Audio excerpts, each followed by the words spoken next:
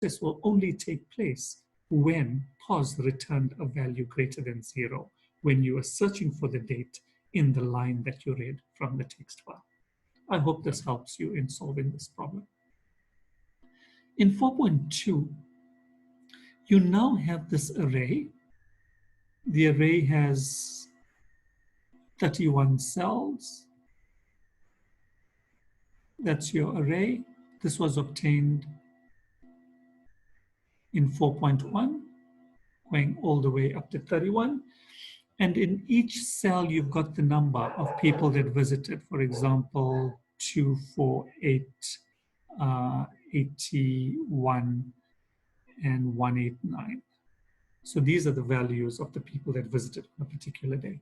And you need to create this output here. That's the output you need to create. No need to worry about line 1. That is already done for you. You want to be able to get all of this. All this information is in your array.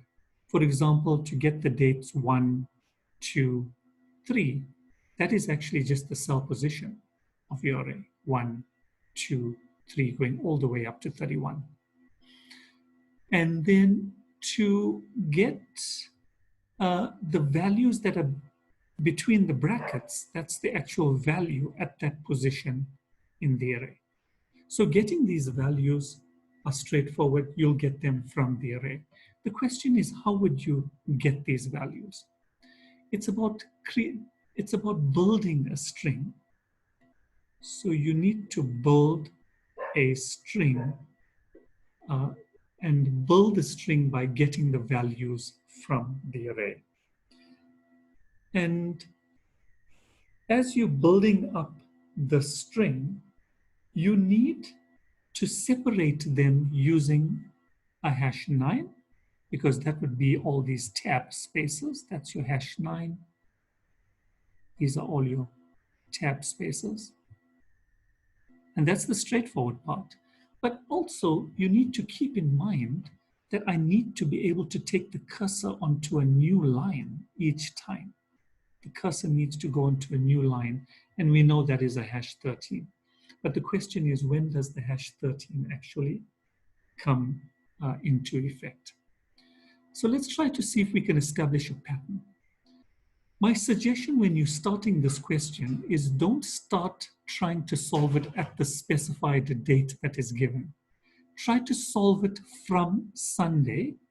Try to solve the problem from Sunday all the way through to Saturday. So your starting point will always be Sunday, Monday, Tuesday, Wednesday, Thursday, Friday, Saturday.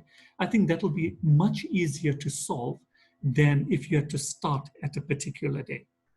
So if we are starting on Sunday, when do I need to drop my cursor to a new line? Let's look at a pattern.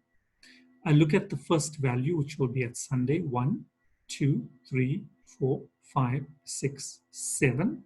So I go from 1 to 7, and then I need a #13. Then I'm going to go 8, 9, 10, 11, 12, 13, 14. So 8 to 14. After that, I need to drop my cursor. 9, 10, 11, 12, 13, 14.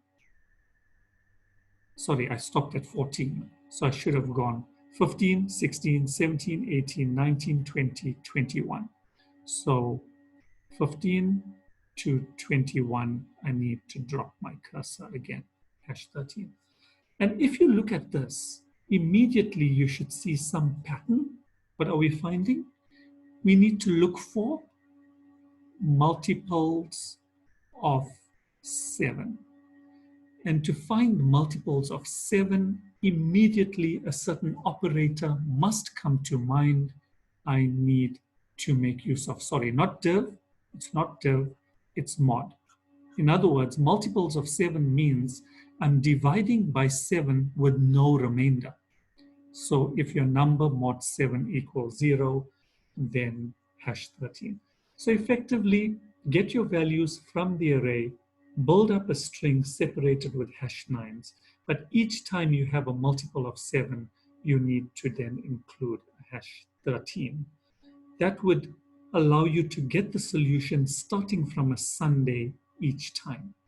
Once you got that to work, then you need to figure out if I'm starting on a different day, then the first line is going to need some spaces before the first date starts. I'll leave you to try to figure out how to handle that. I hope these hints help you in solving these two questions.